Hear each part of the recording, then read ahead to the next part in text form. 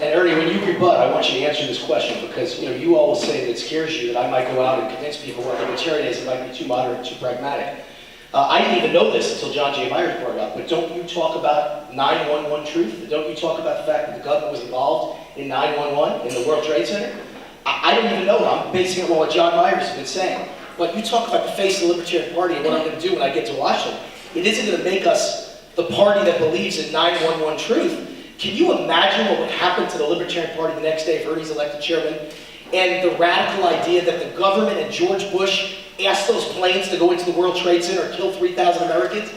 Are we out of our minds? Is that what you want the Libertarian Party to be about? If you think there's a lot of people that believe that, you better look at Deborah Medina, who had a great chance to beat Rick Perry and be governor of Texas. And the minute she even came close to mentioning 9/11 truth on the Glenn Beck show on Fox News, that was it. You would think that was the one place she could mention it. Her entire campaign disintegrated overnight. He said, "You don't believe in that 9/11 truth stuff, do you?" And she said, "Well, I don't know. I mean, there aren't enough facts in for me to make a decision for sure. I'd like to look more at it." The next day, her entire base of support for Governor of Nevada went to zero. Governor of Texas, excuse me, went to zero. It was all over. We can't be too radical and scare people. We can't. But anyway, let me answer you the question. The question you asked is, what things would I do? Ernie mentioned you go after wealthy donors who are not donating right now. Ladies and gentlemen, I'm a small businessman and a CEO. And believe me when I tell you, if you want donors to donate to the Libertarian Party, they're going to donate because a fellow businessman is running the party who talks about small business 24 hours a day, 7 days a week. If you think Ernie talks about radical issues 24 hours a day, I talk about small business 24 hours a day, and I admit it. I talk about it ad nauseum. All I really care about is that 75% of all jobs, all new jobs in this country, are created by small business. And 51% of all non-government jobs, in general, are created by small business. Ladies and gentlemen, small business is the economic engine of America, and small businessmen have all the money to donate to conservative and libertarian causes. And that's why Barack Obama is trying to wipe out small business. He thinks he can destroy his biggest campaign contributors to his opponents. I am the guy who's the anti-Obama. I'm the guy to tell America that the problem is small business pays all the taxes and creates all the jobs. And you watch the money flow into the Libertarian Party. How do I know? I was on Glenn Beck's show when I ran for president, and I got $10,000 in donations. Not too many libertarians have ever heard those numbers. After one media appearance, $10,000 worth of people sent me checks. And every one of them said the same thing in the noteworthy email that they sent along with it. You are a small businessman with common sense, and that's what this country needs. And I'm a small businessman, and that's why I'm sending you money. So my first job is to raise money. My second is to train all of you to get in the media. And my third one is to travel the nation aiding candidates for the Libertarian Party to act like a CEO of an organization. The one thing Ernie is 100% right about is our national organization has been a failure and a waste of time and money up until now. You can know from me that is going to change.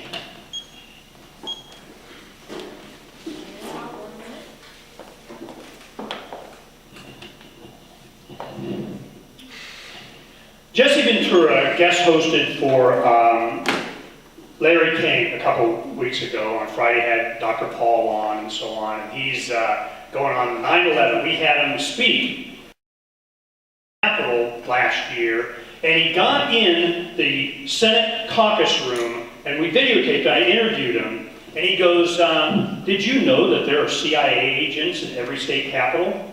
When I got elected, they met with me. That's all they wanted to know was how the heck did I get elected? 30 of them."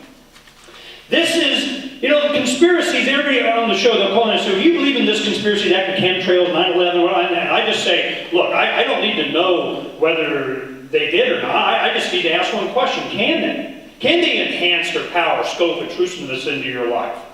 Then what's the moral hurdle for them not to? And when you go to 9/11, I go on, as soon as you explain to me where all the tons of molten steel came from, then we go on to the next question.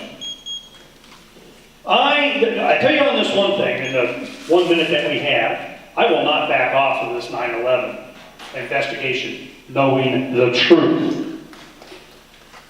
Will he?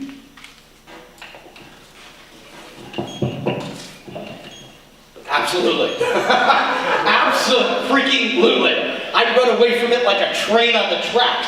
My God, you want to destroy this party, name a national chairman who believes 911 was an inside job of the government. I'm not even debating whether it was. I'm telling you, you got to be careful what you say. Words are powerful. Jesse the Body Ventura was a hero of mine. By the way, he still is. Third-party candidate that was elected governor of Minnesota. Amazing. I use him in every conversation, on every conservative talk radio. They go, do you really think you get elected president someday? Do you really think libertarians get elected? I say, look at Jesse the Body Ventura. He was a wrestler who wore a pink boa, and he got elected governor. That's impressive. But you know, the day, there was a point after governor where he was leading in polls for president of the United States, and the day he lost it was the day he made one simple, innocuous comment. Just offhand to the media, he said, religion is the opiate of the masses. Anyone who believes in it is an idiot. From that moment on, he went from a legitimate candidate for president of the United States, a wrestler, to someone who never had any chance, grew his hair long, put it in a ponytail, and went surfing in Mexico. You can't elect people who say things like that. You just send them surfing in Mexico. They have lots of great things to say. They may be right, but they got to go surfing in Mexico. They can't be in the White House talking about crazy conspiracy theories or saying religion is opiate for the masses. You can't. Can't get elected.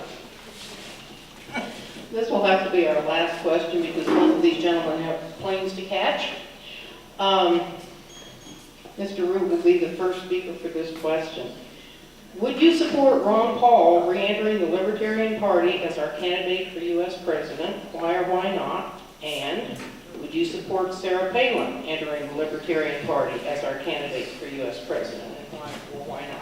Well, I think on this one, you're going to find the first question, Ernie and I agree on everything on this one. Sarah Palin has libertarian leanings, and I like her. She's very fiscally conservative, but she's not a libertarian in any way, shape, or form, and on social issues, she's so far beyond what we are, and she just can't be a libertarian. I also think there are many questions about Sarah Palin's competence and education level for being president of the United States that kind of disavow me from her on those issues. So no, I don't think Sarah Palin's joining the LP anytime soon, nor do I think she should. Ron Paul, I'm a big fan of. I really do agree with everything he says. I think sometimes he turns off a large portion of Republican voters by being a little bit too strident on issues of war and the war on terror and the issue of Israel. But other than those three things, which I basically agree with him on, I just don't agree with the way he says them, sounds too scary. And I think if he were to moderate the way he talks about those three issues, I think Ron Paul would have a hell of a chance of being the next president of the United States. And I wouldn't have said that 2 years ago, not even close. I think Ron Paul is kind of on track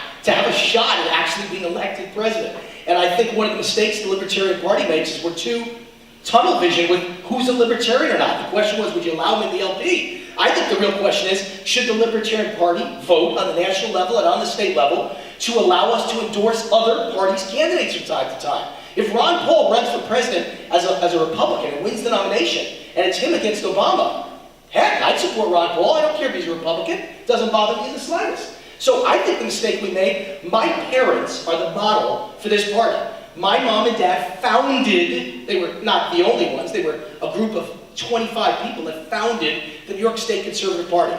The New York State Conservative Party is the single most successful third-party model on a state level in the history of America. They were a bunch of rebels with pitchforks like all of us. They had no money, and they went out there and thought they could compete with these two giants, Rockefeller, the governor of New York, and Jacob Javits, the most powerful United States senator. Both Republicans, both big spending, big government guys. Now, my parents were way too socially conservative for any of you. You couldn't have stomached it. But they were fiscally exactly where we are. And they thought Rockefeller and Javits were rhinos, Republicans in name only, and they thought they were ruining New York State and America. So they founded the Conservative Party to knock them out of office. And you know what Javits and Rockefeller said? You're a joke. You're a gnat. You can't bother me. You can't stop me. And they were right. My father was the first big conservative candidate, and he got like 3% of the vote, like we tend to get. And over the years, though, fast forward 10 years later, suddenly they elected James Buckley, United States Senator, conservative, state of New York. They elected the first third-party senator in the history of New York before or since. And since then, they either run somebody who knocks the Republican out of the race and loses the election for him, or if they like what the Republican says when he comes before them on bended knees, they endorse him. And guess what? In the last 35 years, not one single Republican has won statewide office in the entire big bad New York State without Conservative Party endorsement. I think our party should start endorsing and becoming a kingmaker politicians like Ron Paul, or maybe occasionally a Tom Coburn or a DeMint who on fiscal issues agree with us, and even a good Democrat once in a while. I'm sure there's one or two out there somewhere. And I think we could become a kingmaker and then elect a few of our own people. And maybe Ron Paul's that guy.